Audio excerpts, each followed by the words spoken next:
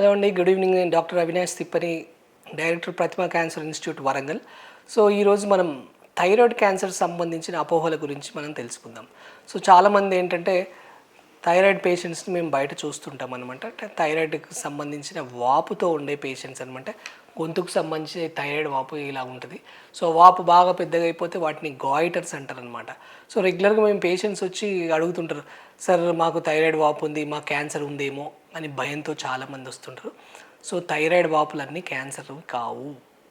Thyroid వాపులన్నీ cancer అసలే కాదు, unless until sport అంటే ఏంటంటే ఇన్వెస్టిగేషన్స్ పరీక్షలు చేసి దాంట్లో క్యాన్సర్ ఉంది అని నిర్ధారణ చేస్తేనే మనం థైరాయిడ్ క్యాన్సర్ అని చెప్పడం జరుగుతుంది. అంతే తప్ప థైరాయిడ్లో వాపు వచ్చినంత మాత్రం క్యాన్సర్ అనేది కాదు.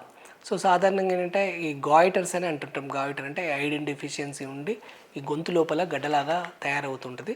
సో పేషెంట్ ఈ గొంతు గడ్డతో హాస్పిటల్ రావడం జరుగుతుంది. వాడు హాస్పిటల్ రాకముందే థైరాయిడ్ వాపు ఉంది, మాకు ఏదో క్యాన్సర్ వచ్చేసిందని చాలామంది భయంతో వస్తుంటారు.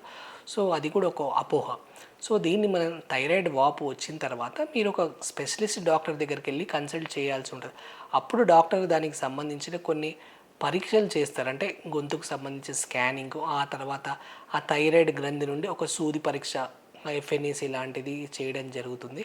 చేసిన తర్వాత వాటిలో ఏదైనా క్యాన్సర్ కణాలు ఉన్నాయని నిర్ధారణ అయితే అప్పుడు థైరాయిడ్ క్యాన్సర్ గురించి మనం ఆలోచించాలి. అంతే తప్ప గొంతులో ఉండే థైరాయిడ్ వాపులన్నీ క్యాన్సర్ మాత్రం కావు.